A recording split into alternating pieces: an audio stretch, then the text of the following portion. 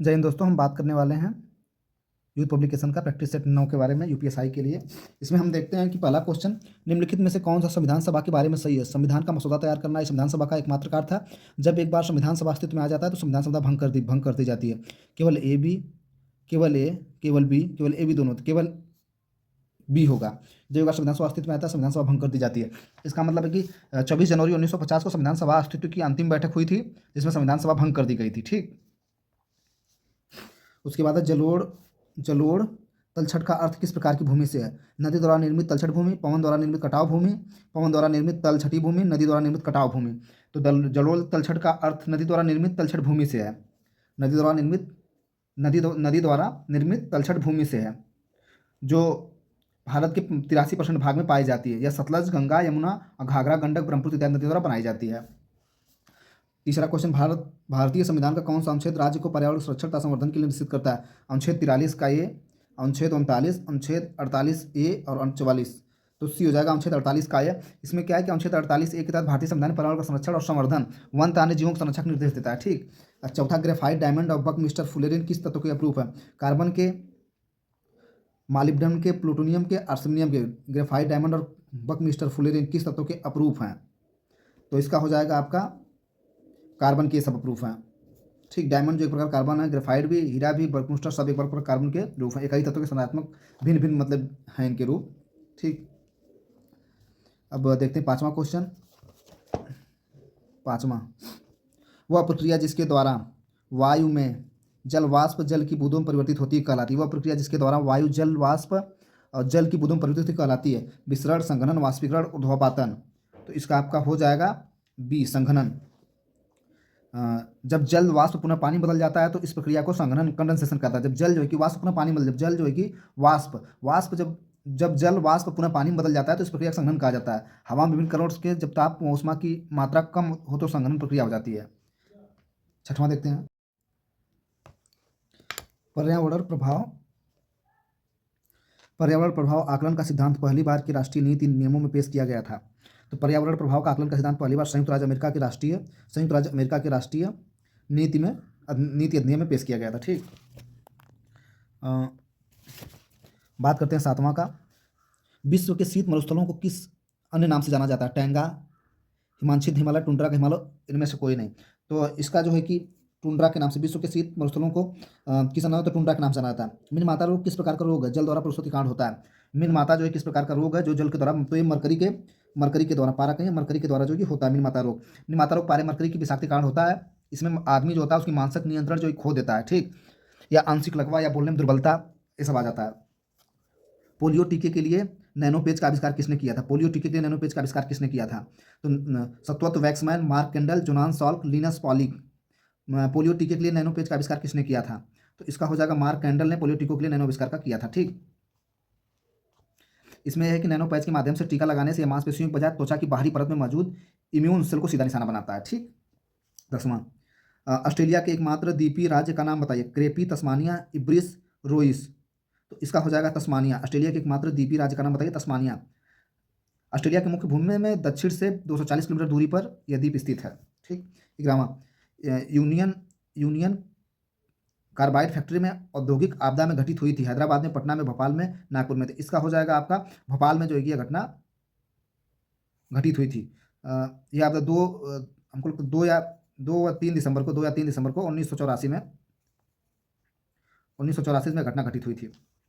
हिमालय में पांगसाउ दर्रा मिलता है सिक्किम के बीच से, हिमाचल प्रदेश को तिब्बत से, उत्तराखंड को तिब्बत से, अरुणाचल प्रदेश को म्यांमार से। तो आपका हो जाएगा अरुणाचल प्रदेश से म्यांमार तक। यह समुद्र तल से 4000 मीटर तक अधिक ऊंचाई पर स्थित है। यह अरुणाचल प्रदेश म्यांमार को जो कि जोड़ता है। ठीक, मौर्य राजवंश की स्थापना मगध में हुई थी, जो वर्तमान के नाम से जाना जाता है पश्चिम बंगाल, बिहार, पंजाब, आंध्र प्रदेश। तो बिहार के नाम से मौर्य राजवंश की स्थापना मगध में हुई थी, मगध जो कि बिहार में आज भी है। चंद्रगुप्त मौर्य का जन्म 345 ईस्वी में हुआ था। चंद्रगुप्त मौर्य मगध की राजगद्दी पर 322 ईस्वी में बैठे थे। अब बिहार के पटना तथा जिले के मगध महाजनपद के हिस्से के थे। भारत सरकार के राजस्व एवं लेखा परीक्षा के लिए भारत में संसद द्वारा गठित संसद के चयनित सदस्यों की एक समिति लोक लेखा समिति, भारतीय नियंत्रक महालेखा समिति, सार्वजनिक उपक्रम समिति, वित्तीय आयोग। तो लोक लेखा समिति, ठीक है, लोक लेखा पब्लिक अकाउंटेंट कमिटेड है। राजस्व, भारत सरकार के राजस्व व्यय की लेखा परीक्षा के लिए यह भारतीय संसद द्वारा गठित संसद के चयनित सदस्यों की एक समिति है। ठीक। लोक लेखा समिति PAC। होयल शंकर मंदिर कर्नाटक में कहाँ स्थित है? होलेश्वर होलेश्वर मंदिर कर्नाटक में कहाँ स्थित है? होलेबिंडु में, वरगनल में, हम्पी में, हवेरी में। कहाँ पर स्थित है होलेश्वर मंदिर? तो होलेश्वर मंदिर भगवान शिव का मंदिर को होलेश्वर से लगा भगवान शिव का मंदिर, यह उनके लिए समर्पित है। यह कर्नाटक के होलेबिंडु में स्थित है, नामक स्थान पर स्थित है। इसका निर्माण जो है कि 12वीं सदी में राजा विष्णुवर्धन के काल में हुआ था। राजा विष्णुवर्धन के काल में हुआ था। राजा विष्णुवर्धन के काल में हुआ था। ठीक। अब 16 का देखते हैं। निम्नलिखित में से किसे राज्य विधायिका के दोनों सदनों के कार्यवाही में बोलने और भाग लेने का अधिकार प्राप्त है?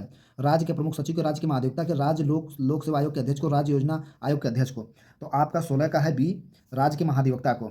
भारतीय संविधान के अनुच्छेद 165 के तहत 165 के तहत प्रत्येक राज्य के लिए एक महाधिवक्ता का प्रावधान किया गया है। राज्य में महाधिवक्ता को वही स्थान प्राप्त होता है जो संघ में भारत के महान्यायवादी को प्राप्त होता है। ठीक।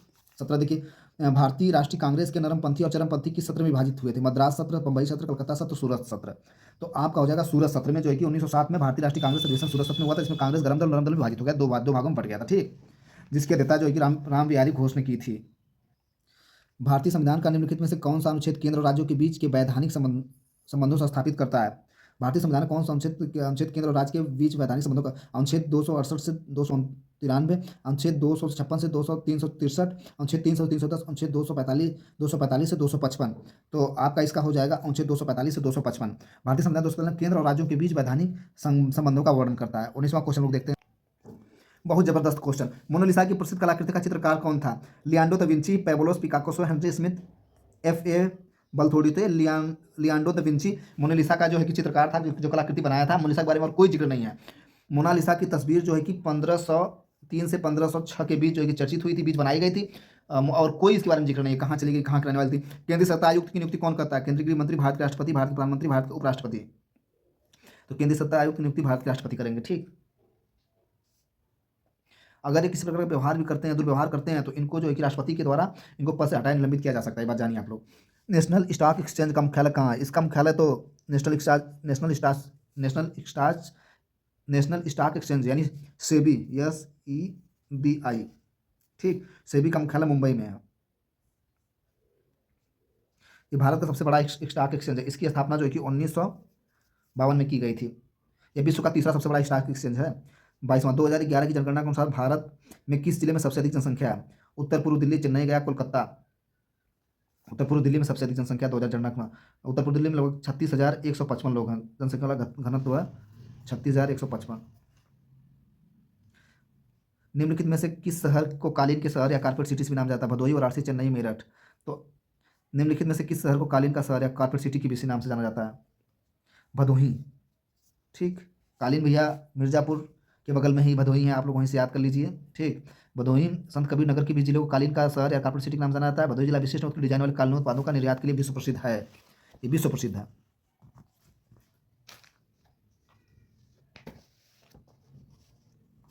लोक कार्मिक सदस्यों में लोक कार्मिक मामलों में भारत सरकार की समन्वयकारी एजेंसी है। भारतीय प्रशासनिक कर्मचारी महाविद्यालय, कार्मिक लोक शिकायत और पेंशन मंत्रालय, संघ लोक सेवा, मानव संसाधन विकास मंत्रालय।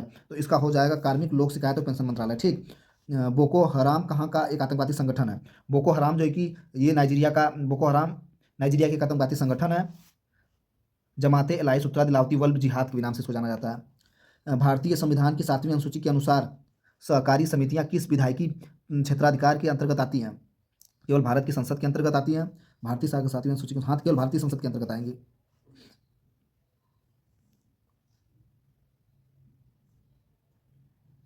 गलत बोल दिया। भारतीय संविधान की 7वीं अनुसूची के अनुसार सहकारी समितियां किस विधायी क्षेत्राधिकार के अंतर्गत आती है? केवल भारत संसद और राज्य विधानमंडल दोनों केंद्र, केवल राज्य मंडल भारत के राष्ट्रपति। तो 26 का C हो जाएगा, केवल राज्य विधानमंडल के अंतर्गत आएंगी। ठीक। सॉरी, हमसे गलती हो गई। ये केवल राज्य विधानमंडल के भारतीय संविधान की 7वीं अनुसूची के अनुसार सहकारी समितियां केवल राज्य विधानमंडल के अंतर्गत आएंगी। अब इसका भारतीय संविधान का निम्नलिखित में से कौन सा अनुच्छेद राज्य को आधुनिक और वैज्ञानिक पद्धति पर कृषि और पशुपालन की व्यवस्था करने के लिए निश्चित करता है? तो कल हम अभी उसमें सामने पढ़ाए थे 27 के अनुच्छेद जो है कि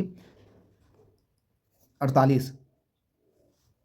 निम्नलिखित में से कौन सा विश्व व्यापार संगठन का पूर्ववर्ती है? विश्व सीमा शुल्क विश्व सीमा शुल्क संगठन प्रशुल्क एवं व्यापार पर समझौता, अंतर्राष्ट्रीय व्यापार केंद्र, अंतर्राष्ट्रीय व्यापार संगठन प्रशुल्क एवं व्यापार पर सामान्य समझौता। ठीक, 28 का बी। अंतर्राष्ट्रीय महिला हिंसा उन्मूलन दिवस कब मनाया जाता है? अंतर्राष्ट्रीय महिला हिंसा उन्मूलन कब मनाया जाता है? तो 25 नवंबर को अंतर्राष्ट्रीय महिला उन्मूलन हिंसा दिवस मनाया जाता है। यह संयुक्त राष्ट्र की महासभा ने 1999 से अंतर्राष्ट्रीय दिवस घोषित किया था। ठीक, किस दूसरे के विचारों को अपने स्वयं के विचारों के रूप में प्रस्तुत करना कहलाता है? किसी दूसरे के विचारों को अपने के रूप में प्रस्तुत करना कहलाता है? अनामिता, साहित्य चोरी, स्वजन पक्षपात, स्वचारिता। इसका हो जाएगा साहित्य चोरी। अगर आप किसी दूसरे के विचारों को अपने स्वयं के लिए रूप में प्रयुक्त करते हैं तो वो साहित्यिक चोरी कहलाती है। अब आते हैं 31 का देखते हैं। प्रत्येक का कर्तव्य है कि वह सारी शिकायतों, गिरफ्तार किए गए सभी व्यक्तियों के नाम, शिकायतकर्ता के नाम आदि को रिकॉर्ड के रूप में समान डायरी में लगाए। इंस्पेक्टर जनरल, डीजीपी, कांस्टेबल, किसी पुलिस थाने का प्रभारी अधिकारी, जो भी थाने पर शिकायतें आते हैं उसे जो है कि कौन लगाता है? किसी पुलिस थाने का प्रभारी अधिकारी जितनी शिकायतें उनको एक डायरी में लगाए, रिकॉर्ड के रूप में रखे। 32 का मॉडल पुलिस अधिनियम 2006 के अनुसार स्टेशन हाउस अधिकारियों की रैंक नीचे का नहीं होगा। डीआईजी, पुलिस अधीक्षक, आईजी, पुलिस अधीक्षक। आपका हो जाएगा इसका बी, पुलिस उपनिरीक्षक। पुलिस उपनिरीक्षक से नीचे नहीं होना चाहिए। ठीक, मालूम 2006 के अनुसार स्टेशन हाउस अधिकारियों, पुलिस उपनिरीक्षक मतलब कि जो दरोगा होते हैं उनसे नीचे का नहीं होना चाहिए, यानी कम से कम इस रैंक के अधिकारी तो रहना चाहिए, उससे नीचे का अधिकारी प्रभारी नहीं बनाना चाहिए। बात यह है। हम देखते हैं 33 में क्या है? भारत के संविधान में निम्नलिखित में से कौन कहता है कि भारत संप्रभुता, एकता और अखंडता को बनाए रखना, उनकी रक्षा करना प्रत्येक भारत नागरिक कर्तव्य? अनुच्छेद 14, अनुच्छेद 51 है, अनुच्छेद 17, अनुच्छेद जो है कि 15। तो अनुच्छेद जो है कि 51 एक 80 कहता है कि मौलिक कर्तव्य के प्रावधान के अंतर्गत आता है। राष्ट्र समिति की सिफारिश पर मौलिक कर्तव्य को 42 सम्मान से जोड़ा गया था। इसका भारत की संप्रभुता, एकता और अखंडता सबको बनाए रखना, उसकी रक्षा करना प्रत्येक नागरिक का कर्तव्य होगा। ठीक, 33 का बी। 34 देखते हैं। अस्थायी लोक अदालतों का क्षेत्राधिकार वर्तमान में कितने? 1 करोड़ 20 करोड़ पीपल में से कोई नहीं, 1 लाख। तो इसका हो जाएगा 1 करोड़। अस्थायी लोक अदालतों का क्षेत्राधिकार वर्तमान में 1 करोड़ रुपए तक है। अस्थायी लोक अदालतों का आर्थिक क्षेत्राधिकार सरकार द्वारा 20 लाख से 1 करोड़ रुपए तक कर दिया गया है। ठीक, 35 माल और सेवा कर मूल्य संवर्धनों के लिए निर्माता से उपभोक्ता तक चरणों में लाया जाने वाला प्रत्यक्ष कर कहलाता है। प्रत्यक्ष कर कहलाता है। इसका हो जाएगा 4 प्रकार के। कितने प्रकार के? 4 प्रकार के।